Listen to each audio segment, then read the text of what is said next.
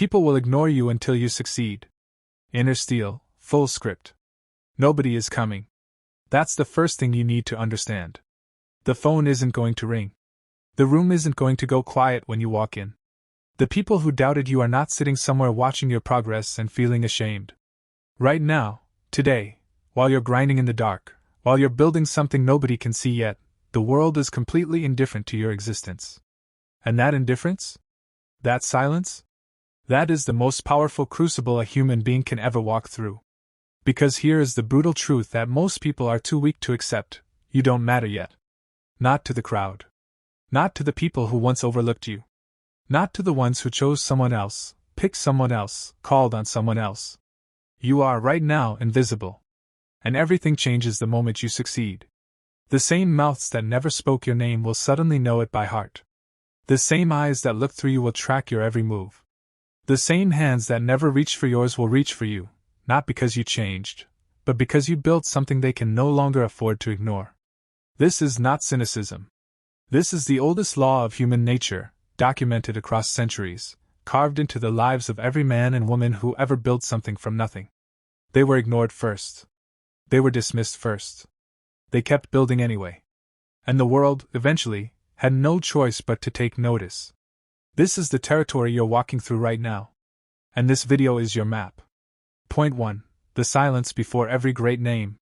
In the winter of 1914, a 50-year-old man sat in a small workshop in New Jersey, watching 14 buildings burn to the ground. The fire had started in the film room, his film room, and within minutes it had consumed a decade's worth of research, prototypes, and work. The flames were so bright they could be seen from 50 miles away. His son, Charles, ran through the chaos looking for him, terrified. He found the old man standing calmly at the edge of the inferno, watching the flames with an almost eerie stillness. The old man looked at his son and said, "Go get your mother and all her friends. They'll never see a fire like this again." That man was Thomas Edison. And the fire destroyed nearly everything.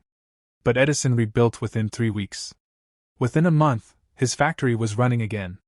And what most people don't know, what history quietly omits, is that for the first several years of Edison's early career, before the phonograph, before the light bulb made him a household name, he was a largely unknown figure working in obscurity. A former telegraph operator. A man people tolerated more than they celebrated. He had ideas nobody wanted to fund, inventions nobody wanted to back, and a vision nobody around him could yet see. The silence before success is not accidental. It is structural. The world doesn't reward potential. It doesn't applaud vision. It doesn't celebrate effort. The world rewards outcomes. And until you have an outcome, a visible, undeniable result, the silence is your reality. But understand what Edison understood: the silence is not a verdict. It is a condition. Conditions change when results arrive. And results only arrive if you keep working through the silence. You are in the silence right now. That is not a problem. That is the process. Most people cannot survive the silence. They need validation too early. They need the crowd before the work is ready. They need someone to tell them it's going to be okay before they've done the thing that would actually make it okay. And so they stop. They water down their ambition. They find something easier, something that gets more immediate reactions, something that feels like success without the cost of real success. You are not most people. You are here, still building, still moving, in the silence. That is the rarest thing in the world. And that is exactly why what is coming for you is rare too. Point 2. Indifference is not rejection. Learn the difference. There is a story from ancient Stoic history that most people overlook. Before Epictetus became one of the most quoted philosophers in human history, before emperors read his words and generals carried his teachings into war, he was a slave. Not metaphorically. Literally. A man owned him. He had no freedom of movement, no property, no social standing, no name that anyone of consequence was required to remember. He existed in the background of other men's lives, invisible by legal definition. His master, a cruel man named Epaphroditus, once twisted Epictetus's leg as a demonstration of power. Epictetus calmly told him, "You are going to break it." The master twisted harder. The leg broke. Epictetus simply said, "Did I not tell you so?" That is not the story of a man who needed the world's attention to know his own worth. That is the story of a man who had drawn such a clear line between what the world thought of him and what he knew of himself that no amount of indifference or cruelty could penetrate that line. This is the distinction you must carve into your mind right now. Indifference is not rejection. Rejection is a response. Rejection means someone looked at you, evaluated you, and said no. Indifference means they haven't looked yet. They aren't paying attention because you haven't given them a reason to. They aren't dismissing your worth. They aren't even registering your existence. And the people who collapse in the face of indifference make the fatal mistake of treating it like rejection. They take the silence personally. They interpret the absence of applause as evidence that they should stop. They turn "nobody is noticing" into "nobody ever will." And they quit in the gap between those two very different things. Epictetus was ignored by the world for decades. The world eventually ran out of ways to ignore him. His words survived every empire that rose and fell around them. The men who once held power over him are forgotten. His name endures. The world's indifference to you right now is not a final answer. It is a temporary condition tied to a stage you haven't passed through yet. Pass through it. The attention follows the achievement. Always. Point 3. The people who disappear are telling you the truth. In 1952, a young woman submitted her first novel manuscript to publisher after publisher in London. The rejection letters came steadily, politely, and without much explanation. Some didn't respond at all. Her social circle at the time, the people she knew, the acquaintances who might have offered encouragement, largely didn't ask about her writing. It wasn't cruelty. It was indifference. She was nobody in a city full of people who wanted to be somebody. The manuscript was rejected. She wrote another. That one eventually became the foundation of what critics would call one of the great works of 20th century fiction. The woman was Doris Lessing, who would go on to win the Nobel Prize in Literature in 2007. When she was told of the Nobel Prize, she was standing outside her home in London. She said, with characteristic Lessing dryness, "Oh, Christ." But here is what her story teaches about the people who disappear during your building years. The ones who fell away, the friends who didn't ask, the colleagues who didn't support, the acquaintances who faded, they weren't villains. They were simply responding to what was visible. And what was visible, at that stage, was nothing yet. People orbit outcomes. This is not a moral failing, it is a behavioral reality. Human beings, since the first social structures were built, have always organized around those who produce results. Resources flow toward the effective. Attention flows toward the successful. Connection flows toward the proven. This is not a conspiracy against you. It is the architecture of every human social system ever built. When people disappear from your life during your building years, they are not taking something from you. They are giving you information. They are telling you, this version of you, right now, with this level of results, is not yet magnetic. And instead of taking that personally, you take it as data. You use it as fuel. You let the empty space they leave become room for the focused work that fills it. Because here is what comes next. When the results arrive, the orbit fills. New people arrive. Old ones return. And you will look at both groups and see them clearly, not with bitterness, but with understanding. You'll know exactly what brought them. And you'll know exactly who was there when there was nothing to orbit. That knowledge is a gift. Protect it. Point 4. Building in the dark, the hidden years nobody talks about. Abraham Lincoln lost 8 elections before he became President of the United States. This fact is widely known and widely quoted. What is less quoted is the specific texture of those losses, the isolation, the financial ruin, the public mockery, the years in which he was a legitimate object of ridicule in Illinois newspapers. He was caricatured. He was called ugly.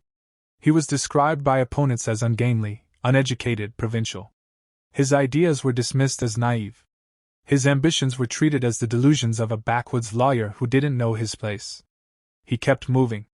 What Lincoln understood, and what made him one of the most consequential figures in American history, was something the Stoics would have recognized immediately. The present moment of obscurity is not the final chapter. It is the material from which the final chapter is built. Every election lost was an education in political reality.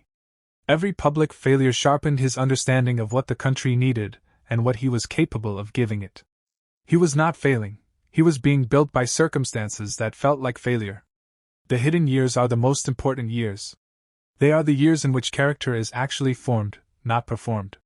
When there is no audience, you discover what you actually believe. When there is no applause, you discover what actually motivates you. When no one is watching, you find out whether you are doing this for the attention or for the thing itself. Most people only function when watched. Take away the external validation and they lose momentum entirely. They need the likes, the comments, the recognition, the nod from someone they respect. Remove those things and the engine stalls. But the rare ones, the ones who go on to build something lasting, function in the absence of an audience. They work when no one is watching with the same intensity they would bring if the whole world had its eyes on them. They understand that the discipline you demonstrate in private is the character you carry in public. You cannot fake a foundation. You can only build one. You are in the hidden years right now. Build the foundation that the public-facing version of you will stand on. Build it like your life depends on it, because in the most important sense, it does. Point 5. They'll call it luck when they see it. In 1956, a young man was playing guitar in small clubs in Memphis, Tennessee, struggling to be taken seriously. The music industry, such as it was, largely ignored him. He auditioned for a spot with a popular local quartet, and was told he couldn't sing. He was rejected by the country music establishment. Early recordings were met with indifference. His manager, a man with far more belief than the industry itself, kept pushing doors open, but the doors kept being largely shut. His name was Elvis Presley. By 1957, he was the most famous entertainer in the world. And the people who had ignored him, the producers who passed, the executives who didn't see it, the industry insiders who told him to find another line of work, suddenly didn't remember having said any of those things. What they remembered instead was the obvious, undeniable talent they had always seen in him. They remembered discovering him. They remembered having believed. This is so consistent across human history that it functions as a law. When someone succeeds after a long period of obscurity, the narrative immediately rewrites itself. What looked like grinding, painful, lonely work becomes, they were always destined for this. What looked like rejection becomes, the world just wasn't ready. What looked like an unknown struggling to be seen becomes, they were inevitable. They'll call it luck. They'll call it timing. They'll call it connections, or privilege, or being in the right place at the right moment. And some small percentage of that may even be true. But what they will not call it, what they will not say out loud, because it implicates them, is this: they didn't see it. They looked right at you and they didn't see it. And you kept going anyway. That kept going anyway is the entire story. The luck narrative is a way for the world to reabsorb your success without having to acknowledge that it failed to recognize you. Let them have the narrative. You know what it actually cost. And that knowledge, the real knowledge of what it took, is the most valuable thing you own. Subscribe to Inner Steel if you're in the middle of this right now, if you're building something no one has validated yet, if you're doing the work without the crowd. This channel exists exactly for you. Point 6. The weight they couldn't see you carrying. Marcus Aurelius became Emperor of Rome in 161 AD, but the man who wrote Meditations, the private journal that would become one of the most enduring philosophical works in human history, wrote those words not in triumph, but in exhaustion. He wrote them on military campaigns, during plagues that killed millions, during governance crises, during wars on multiple fronts, during years in which the empire he loved seemed determined to pull itself apart. Meditations was never meant to be published. It was a man talking to himself in the dark. It was the record of someone carrying an enormous weight, trying to stay upright, trying to remain the person he wanted to be under conditions that would have destroyed most people. What strikes any serious reader of Aurelius is not his power. It's his struggle. Here is the most powerful man in the known world, writing at night about how hard it is to get out of bed in the morning. Writing about the pull of comfort, the temptation of resentment, the difficulty of staying focused on what matters when everything around you is chaos. He was a man carrying a weight that nobody else could fully see, not his generals, not his senators, not his family, because the weight of what he was trying to do was private in the deepest sense. You are carrying something right now that the people around you cannot fully see. The weight of a vision that hasn't materialized yet. The weight of a goal you haven't been able to explain to anyone's satisfaction. The weight of choosing the hard road when easier roads were available. The weight of staying when the most natural thing would be to stop. Nobody around you sees that weight. They see the surface, the lack of visible results, the continued effort, the quiet persistence. They don't feel the weight because they're not carrying it. And because they don't feel it, they don't honor it. Marcus Aurelius's Meditations was discovered 200 years after his death. For 2 centuries, nobody knew that the man who held the empire together was also fighting his own private war to hold himself together. The weight he carried was invisible to his era. It became visible to history. Your weight is invisible right now. History has a way of making things visible. Keep carrying it. Point 7. The moment the room changes. There is a documented account from the life of Nikola Tesla that captures what we're talking about with almost unbearable precision. In the early 1880s, Tesla arrived in New York with almost nothing. He had crossed the Atlantic with 4 cents in his pocket, a letter of introduction to Thomas Edison, and a mind containing ideas that would reshape the world. But in those first years in America, Tesla was not celebrated. He was dismissed, underpaid, and ultimately betrayed by the very man he had come to work for. After his falling out with Edison, Tesla spent years in genuine poverty. He filed patents that earned him nothing because he couldn't afford to protect them. He dug ditches to survive. Men who knew his name from his earlier work with Edison would walk past him on the street and offer no acknowledgement. He was, effectively, invisible, a man of profound intellect reduced to manual labor because the world had not yet found a way to value what he was. Then Westinghouse saw something. Then the demonstration at the Chicago World's Fair happened. Then alternating current proved itself undeniable. And the room changed. The transformation was not gradual. It was a threshold. One side of the threshold, obscurity, poverty, dismissal. The other side, recognition, investment, legacy. The work was the same. The man was the same. The ideas were the same. In fact, the ideas were older by the time they were celebrated. What changed was the world's ability to see them. This is the threshold you are moving toward. The room hasn't changed yet. But rooms change at thresholds, not gradually. One day the work tips into visibility, and the response is sudden, sometimes shockingly so. What felt like a decade of silence ends in what appears to be an overnight shift. You need to be ready for that moment. You need to have done enough work, accumulated enough depth, built enough foundation, that when the threshold arrives you can meet it fully. The tragedy is not failing to reach the threshold. The tragedy is reaching the threshold and not being ready for what's on the other side. Keep building. The room will change. Be ready to walk into a different room as the fully built version of who you're becoming. Point 8. What silence does to weak men and strong men differently. The philosopher Seneca, writing from what was essentially house arrest under the Emperor Nero, produced some of the most luminous letters in the history of Western thought. He was confined. He was watched. He was living under the daily possibility of execution, a possibility that eventually became a reality. And yet the letters he wrote during this period, to his friend Lucilius, are not the letters of a man diminished by circumstance. They are the letters of a man deepened by it. In one of the most striking passages, Seneca writes, "It is not that I am brave, but that I know what to fear. I do not fear that which merely interrupts. I fear that which corrupts." He was identifying something precise, the difference between things that challenge your external circumstances and things that threaten your internal character. Being ignored, being overlooked, being dismissed, these interrupt your comfort. They do not corrupt your soul unless you let them. The silence of the world can interrupt your peace or it can corrupt your purpose, and the difference is entirely in how you respond to it. Weak men, when ignored, become bitter. They spend their energy on resentment, cataloging the people who didn't help, nursing the injuries of being passed over, constructing elaborate explanations for why the world failed to recognize them. The silence becomes a story they tell about their enemies. It becomes fuel for grievance rather than fuel for work.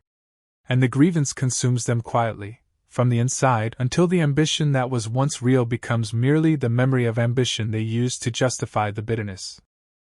Strong men, when ignored, become focused.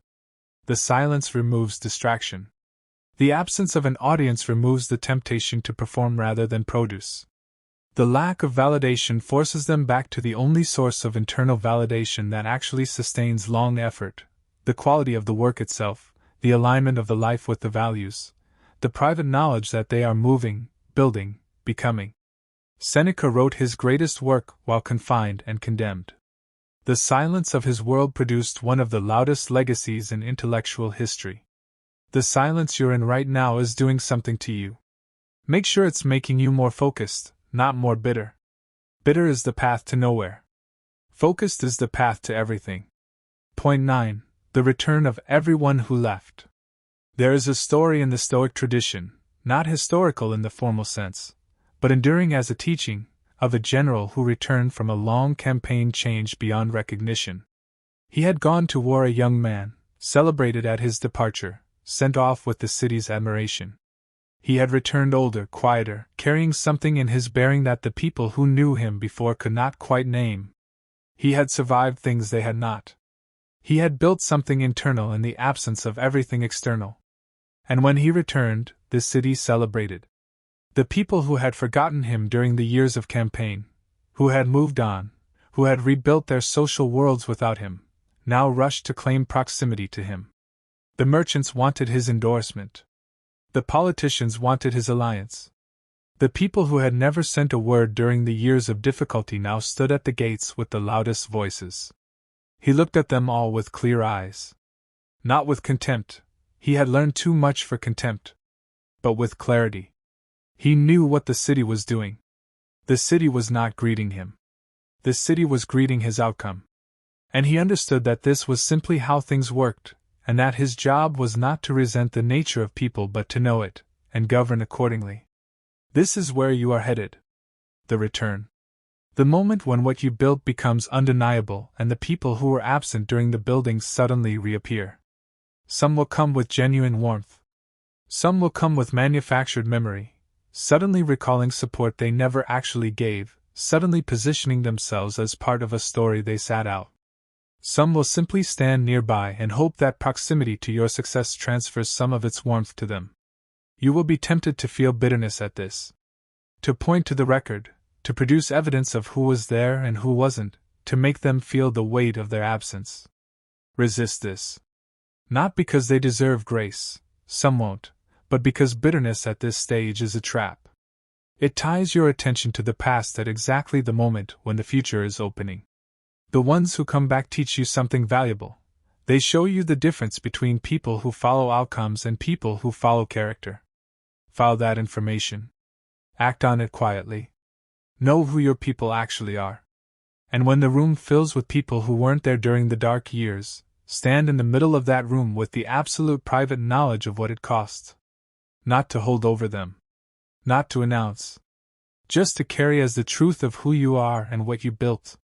That knowledge is the most unshakable thing you will ever own. The closing. Let me say something directly to you now, not to the abstract viewer, not to the collective audience, but to the specific person who is somewhere in the middle of this right now. You are building something nobody can see yet. You are doing the work in rooms where no one is watching. You are carrying a weight that the people around you cannot feel because they are not carrying it. You are enduring a silence that is not a verdict but a condition, a temporary, inevitable condition that precedes every significant thing that has ever been built by any human being in any era of human history. The names you admire were ignored before they were admired. The legacies you respect were dismissed before they were respected. The figures history treats as inevitable were, in their own time, uncertain. Were, in their own time, overlooked. Were, in their own time, exactly where you are. Edison watched his life's work burn and called it a show. Lincoln lost 8 times before he won the only one that mattered. Tesla dug ditches in the gap between genius and recognition. Epictetus was owned by a man who didn't understand that freedom is not a legal status. Aurelius wrote his deepest thoughts in private, never imagining the world would read them. Seneca produced luminous philosophy under the shadow of execution. None of them were waiting for the world to decide they were worth it before they decided it themselves. And neither should you. the world will come. Success carries its own gravity. It pulls attention, pulls people, pulls recognition toward it with a force no amount of effort can manufacture artificially. You cannot rush the world's awareness. You can only build something so real, so deep, so undeniable, that the world's awareness eventually becomes inevitable. Do the work. Stay in the silence. Let the indifference sharpen you rather than diminish you. Let the absence of applause clarify your motives rather than drain your motivation.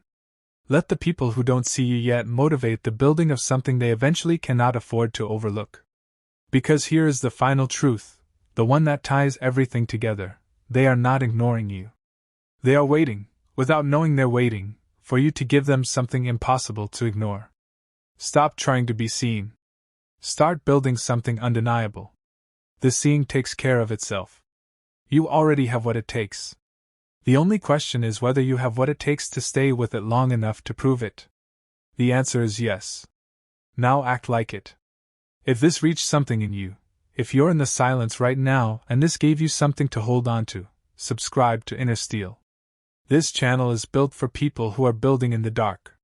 For people who understand that the quiet years are not wasted years. For people who are choosing the hard road with open eyes. We will be here every step of the way, with content that meets the weight of what you're carrying. Stay in the work. The world is coming. Inner Steel, forged in the silence. Proven in the open.